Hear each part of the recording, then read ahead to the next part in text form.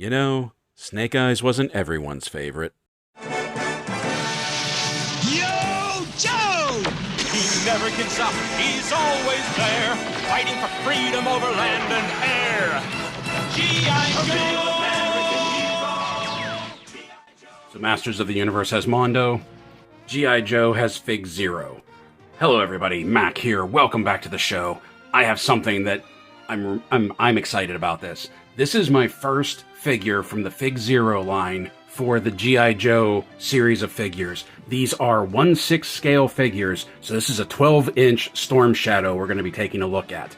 They have a few that are out, and I've been dancing around whether or not I want to get one. They have this Storm Shadow. They have an exclusive Storm Shadow that looks like his second release figure from the vintage line. They have Snake Eyes. They have a red suit Snake Eyes from, I think it was called like Dead Game or something like that. I can't remember. It was a comic series. They have Destro. They have Roadblock, Firefly, and Cobra Commander just went up for pre-order. And I've been thinking about dabbling in this line because while they're pricey, they're not nearly as expensive as like the Mondo Masters of the Universe figures. Like Storm Shadow here from Big Bad Toy Store was like roughly $150. I think it was like $149.99 plus tax. And yeah, that's not nearly as expensive as like the Mondo 1/6 scale figures are. But this box is fantastic. This is my first delve into not just FigZero, but really like a 1/6 scale figure in modern collecting. And I'm really excited about this. I'm really excited to get this open. Storm Shadow actually is pretty much like my favorite of the characters, whether it's Cobra or whether it's G.I. Joe. It all goes back to Silent Interlude, that famous issue from the Marvel series where it took Scarlet and Snake Eyes combined to escape Storm Shadow, not beat him, just escape from him.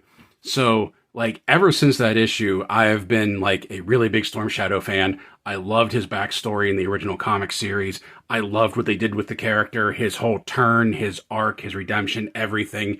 I just really, really love what they've done with this character. Now, this box looks fantastic. That I believe is basically a photo of the figure that's inside. They just sort of like did a scratch art filter over top of it.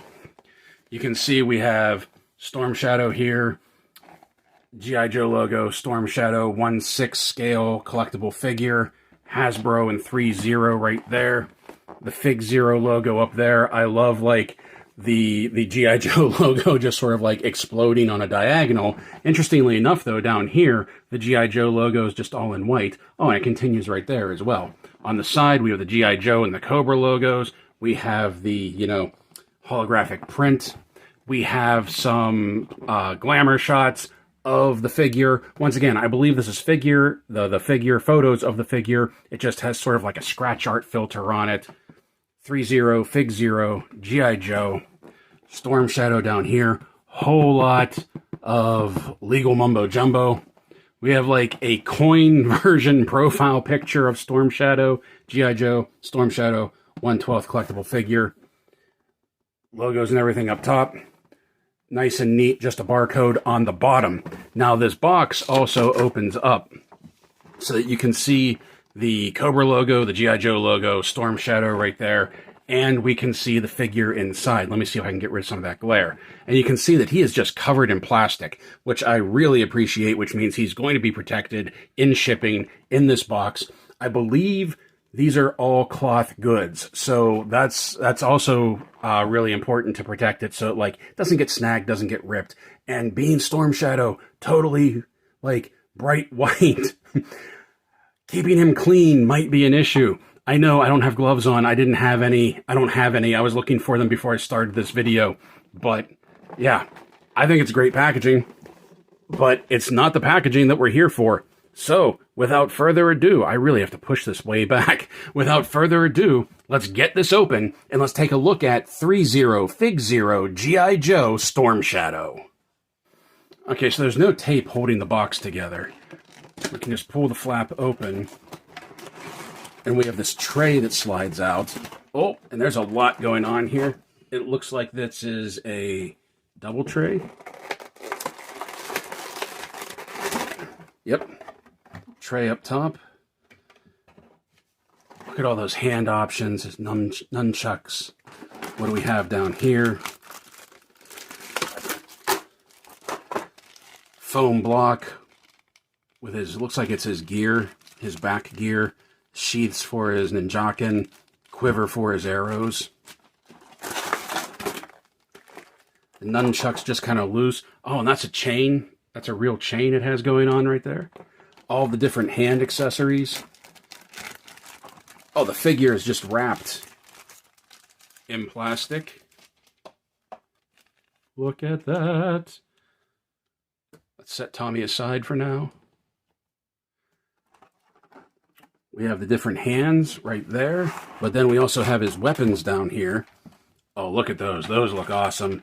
Ninjakin, the arrows for his quiver, his bow. What are these? Not entirely sure what those are. Find out once we start playing with him. And we have instructions. Okay, here he is, Tommy, out of the box. And putting the tape measure to him, we can see that he stands pretty much exactly 12 inches tall to the top of his head. Bringing him up closer, we're going to have to turn him sideways a little bit while we look at the sculpt and the cloth goods on him, actually. Otherwise, we're just not going to get him all on camera. First thing I want to take a look at, though, is this masked face. This face looks really good. This face sculpt. We don't have an unmasked version of this, unfortunately. It's just the one face sculpt.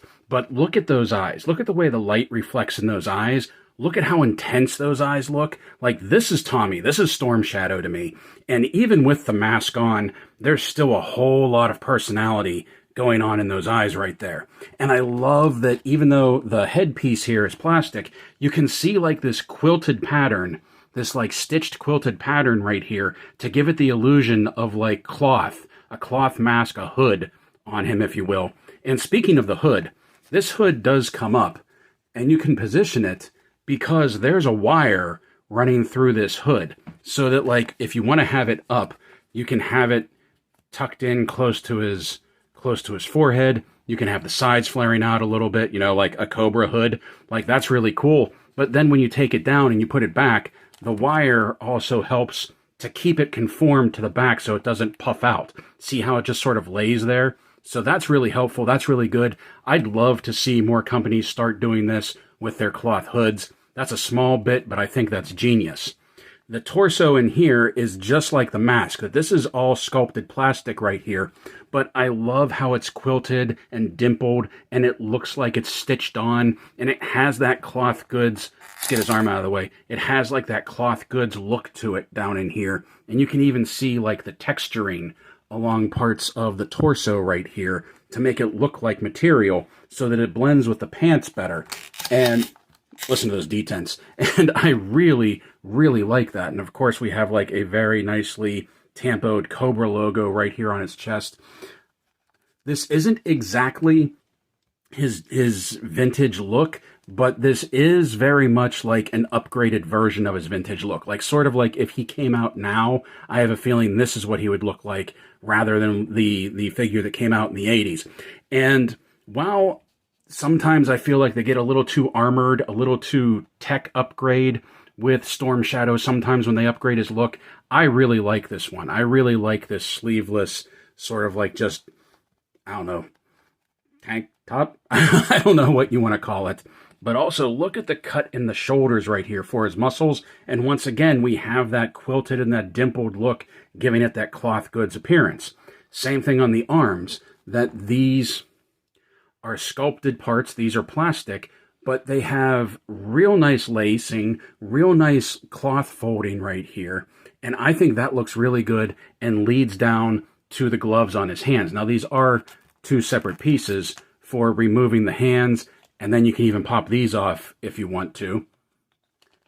One thing that I thought would have been really cool, let me put this back on, is if when you took off this one, if he would have had the ARAH tattoo right here on his forearm.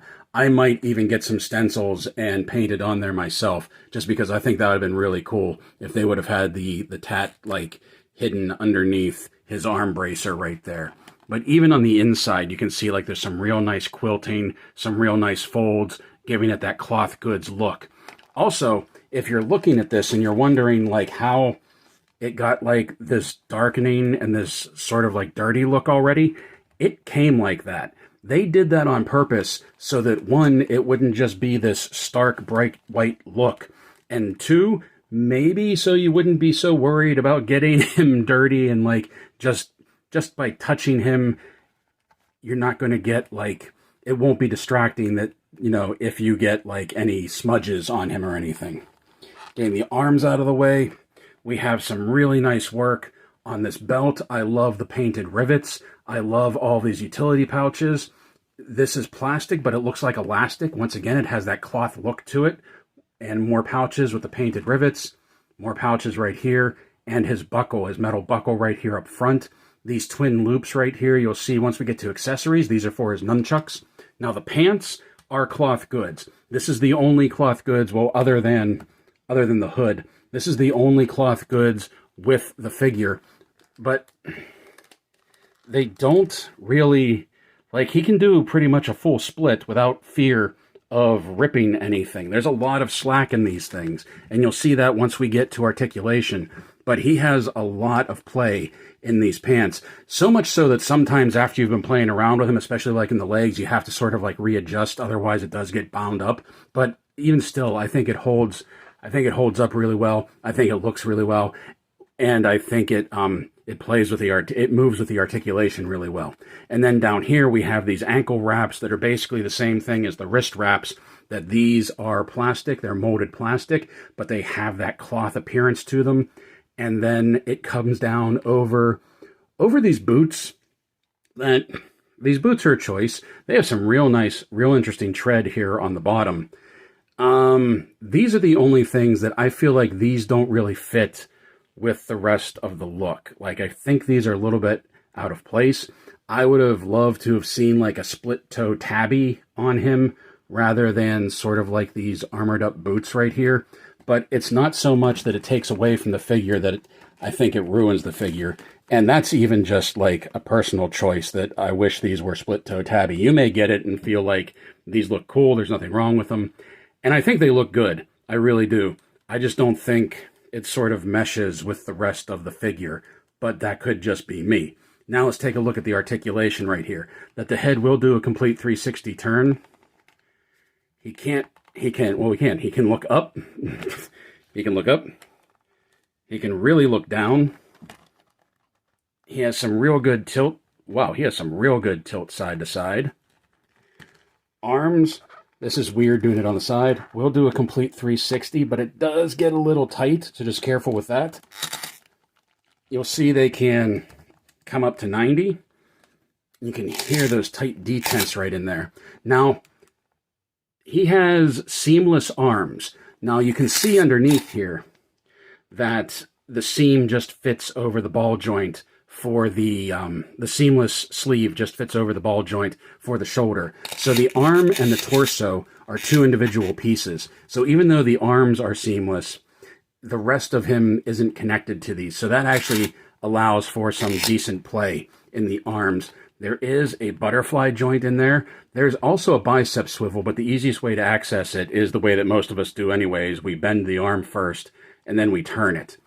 And you can see that the seamlessness, the skin kind of binds up a little when you try to do that.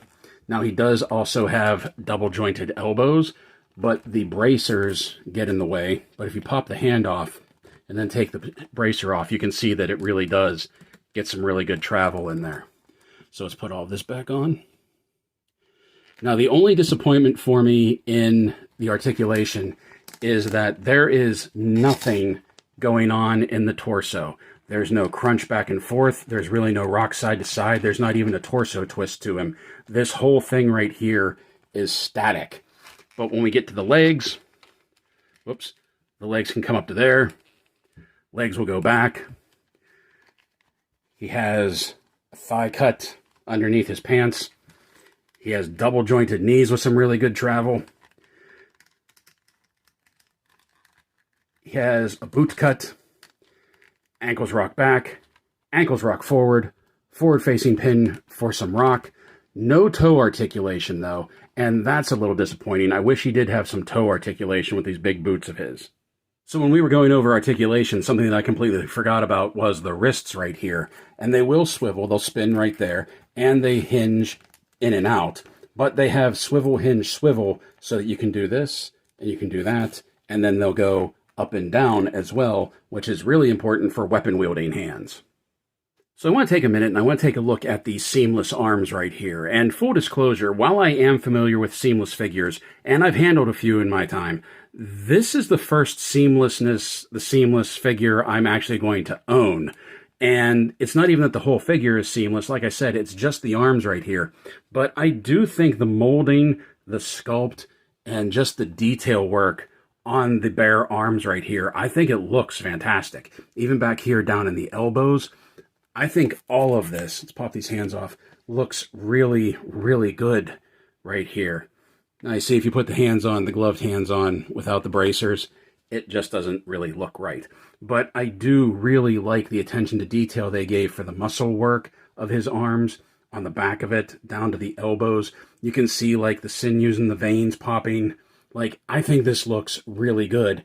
And what's more is I really appreciate that, like, they both look different. Both arms look different. They each have their own detail, their own patterns, everything. I think these look really good, really solid. And you can feel they're still sculpted underneath all of this, that it's not just hollow, they're not just squishy. And it doesn't have like that, I can't really describe it, but like that creepy fake skin feel that some of the seamless figures have. It doesn't have that feel at all. And I think they bend really well. I mean, obviously you're going to get a little bit of collapse right here on the inside of the arm. But even with like that bicep swivel, I think the whole thing works and flows and moves really well. I think they look really good. And also, if you're looking at this, like, there's not a wash in here. Like, that's just how deep the cuts in his arms are. That those are just shadows that are being cast by my lights. Like, it's not color washed to make that stand out. That's just the way that it's sculpted. So just because I wanted to see what it looked like underneath, there is Velcro on the back of Storm Shadow's pants. So I was able to take those off.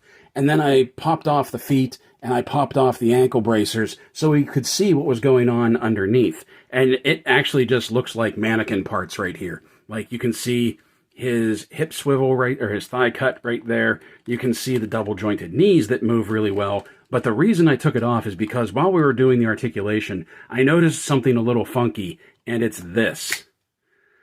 For some reason, this clip is not holding in, and I think it's because it's not attached properly or it's not glued tight enough that you can sort of see a split in the shin right here, and I'm not real happy about that.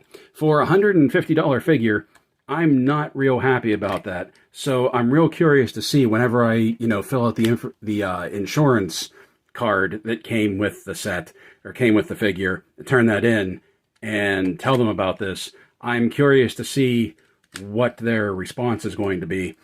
That's kind of a bummer. Like, it's not broken, like he'll still stand, he still articulates fairly well, but it's just something that is like, it's going to get worse. Now, out of the packaging, Tommy comes with a pair of open, relaxed hands. He also comes with a pair of archery hands with one hand here that's sort of an open grip for holding the bow, and one hand here for drawing the string back. He also comes with a pair of weapon-wielding hands for his swords and nunchuck. And finally, he comes with a pair of clenched fists. Now, the first of the accessories that we're going to take a look at here are his nunchuck, and they have a metal chain, which you saw when I first pulled it out of the packaging, that I think this is really cool. It has a nice long chain on it as well, that it might be longer, actually it is longer than like what real life chucks would have, but you need this extra length when you're dealing with an action figure to get some of the more interesting poses out of him. And I do like that this has like a very nice sculpted handle right here. Both of them are the same, just black with the silver bearings up here. And I think that looks really good, that the painted silver of the plastic blends very well with the metal of the chain that we have here. And these actually just fit right on Storm Shadow's belt here. And they just loop right in. And he holds them real well right there on the side. I think that looks really cool. Up next we have, I hesitate to call it a backpack, but it's basically his scabbard harness. You can see he has 2 scabbards for his swords, and he has the quiver for his arrows, and this slings across his back. Now the instructions said to pop off the head, and when I do pop off the head, that the neck joint, the dumbbell joint, comes out with the head. It's supposed to stay in the neck, and you do have to pop the head off, otherwise this tight strap isn't going to fit without stretching it, and then if you stretch it, you might end up ripping it or tearing it or doing damage to the figure. Now, stand up. It's not as easy to pop the head back on with the joint inside, because this basically just wants to push down, plus the cloth interferes with it. So what you have to do is, you have to get something to pry that out, pop this back in on its own, like so, and then pop the head back on nice and easy.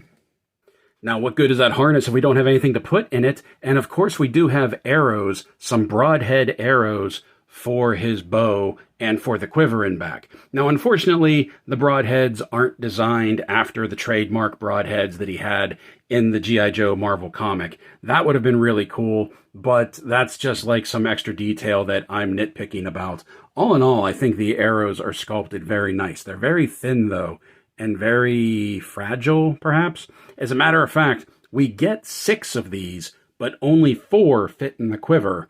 So it's like they gave us extra ones in the event that these will snap. And we do have 4 arrows right here.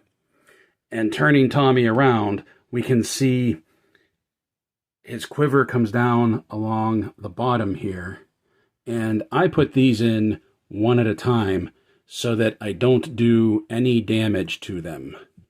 And you can see they fit in very easy, very gentle. And it looks like there should be able to get more in there, but honestly, if you try to fit any more in past these 4, it starts to get a little too crowded, and then I worry that like there might be damage to the arrows. You can even see like that 4th one just doesn't want to fit in there quite right. So I wouldn't put any more than 4 in there. In addition to his arrows, we have his twin ninjakin here, and both of them look fantastic. These straight swords. I love this high polished, high silver paint, or maybe this is even the plastic. No, this is the plastic that it's molded in. It's just this really shiny silver plastic here, and you can even see it has the chiseled edge to it, just like one of these swords would. Ninja 2, ninjakin, whatever you want to call it. I love the handle, the tabard down here. You can see like the weaving around the handle. That looks really cool. I mean, that looks really cool. And he has 2 of them, 2 of the same, and they fit in. I don't know if you can see on camera, but the scabbard is shaped to the way that they're supposed to fit, so that the blade is up, and it's easiest to put the one in bottom in first, because you can see how they're kind of staggered right there.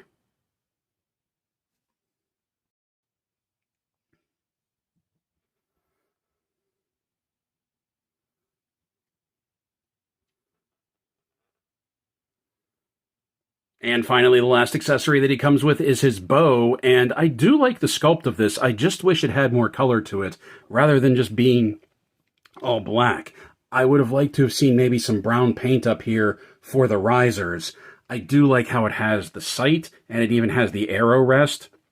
I feel like the arrow rest might be on the wrong side.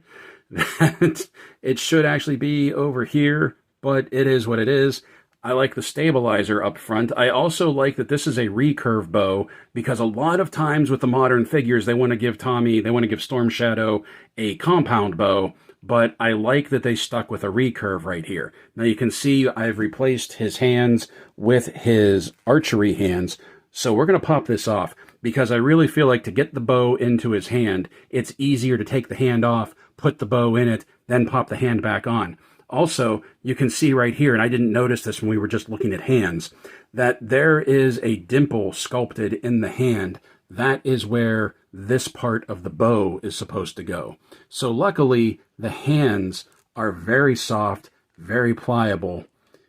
You just got to take a little finagling, and there you go. He has a really good grip on the bow, and you can see how it conforms to that dimple that was sculpted into his hand. Then we take it, and we just bring his arm up, and we just fit the peg right back in there, and there we go. He's holding his bow, and it looks good on him. I really think it does. You'll see some poses in the photos afterwards, but I think that looks really cool. I think it's a nice size for him, because a lot of times whenever they do these recurve bows, they make them too small, but I like this. I think this looks really good. Something else that he comes with that I wasn't really 100% certain what it was when I first opened the box are 4 of these, but now I know that they are additional wrist joints. And I was wondering, why did they give us additional wrist joints for this figure? And then I found out, because I've broken one already. And I didn't even do anything. You can see how that ball joint just popped right off. And I didn't even do anything extenuating to these wrists. This broke when I was filming the section of this video where I was showing you the different hands that he came with. I popped a hand off and it pulled right off the stem. The stem pulled right off the ball joint. And that's something else that, like, I'm not real thrilled about, because it's like they know that's a weak spot. They know those are going to break. Why else would they give you 4 spares with the figure? So I don't have anything else that's like at 1/6 scale. I really don't have any other figures that are 12 inches tall. I'm not going to bother with a size comparison with this. You know, 1/6 figures are big. What I really liked about this and what got me excited about this is G.I. Joe has its roots in 12-inch action figures. That's what it originally was. The original G.I. Joe came in this plastic footlocker looking case that had all of its weapons and accessories and everything laid out in a tray over top of the figure inside. And that was really cool. And I was really excited when I saw these because it's like G.I. Joe getting back to its 12-inch roots. And I wasn't sure if I was going to go all in on it or if I was just going to pick and choose. So I figured if I was at least going to get one, I was going to get Storm Shadow, the original looking Storm Shadow.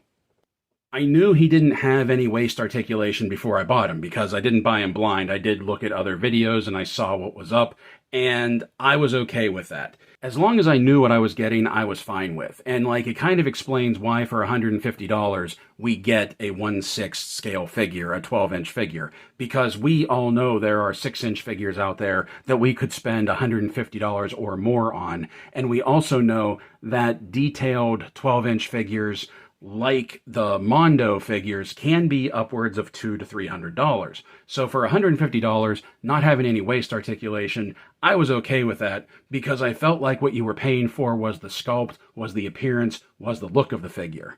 And that was fine. What's not fine is the leg being broken out of the box. What's not fine is one of the wrist joints breaking when I'm just shooting a review video for it. I think he looks great. I think his accessories look great. I think the sculpt on him looks great. I love the eyes. I love the wire in the hood. I think everything looks really, really top-notch with this figure. All of the accessories, the scabbard pack that he wears on his back. I even really like the bow and the scale of the bow with the figure. It's just these little flaws. Well, like the leg popping out isn't a little flaw. That's a big flaw. After I bought this one, I put Cobra Commander, the new Cobra Commander that they just advertised, on pre-order through Pulse. Now I'm not sure if I want to keep that. As I said, I do like the sculpt, I do like the cloth goods, I do like the articulation that is there. I think they did a really good job with the seamless arms, and I really dig that they even dirtied up the outfit a little bit so it wasn't that stark white and it wouldn't like show up when you're playing around with the figure, because we all know there's going to be transfer on something cloth goods and white. and they kind of took that out of the equation. So this is a mileage may vary. Check other reviews, check other videos, see what you think, make your own decision. I'm not pushing this on anyone. I like it for what it is. I'm not going to be happy if they don't do something about the leg. I really don't mean to keep harping on that, but that really bothers me. So I also would have liked to have seen a stand come with this. I don't know if you noticed when I was going through accessories, but there's no figure stand with this. And it didn't necessarily have to be like a claw stand to like grip around the waist or anything, but even something simple like, a cradle stand that sort of like just cradles the figure in the crotch, just something to help him, stay upright when he's on the shelf. I do really like the bow that comes with Tommy, with Storm Shadow here. I like the sculpt of it. I talked about that already. I really like the elastic string with it. I like how it looks when he's drawing it back and when you put the arrow, when you knock an arrow in it. I think the whole thing looks really good. The arrow is knocked on the wrong side of the bow, at least from all of the bows that I've shot, but I can get past that because it looks good, it sets up real well, and I do like the look of him at full draw, which, as we all know, action figures with bows, full draw poses don't always look quite right. And the hood. Did I mention the hood? Did I mention how much I really like that wired hood? On the upside, me and some friends are heading to RetroCon this year. This is the first time a full group of us have been going. I'm really excited about that. We're leaving Friday. This might be the last video I put up before we leave. I'm going to try and get one more up, but if I don't, I'll see you all next week. So until then, my friends, play well, stay safe, stay healthy, and as always, thank you for watching.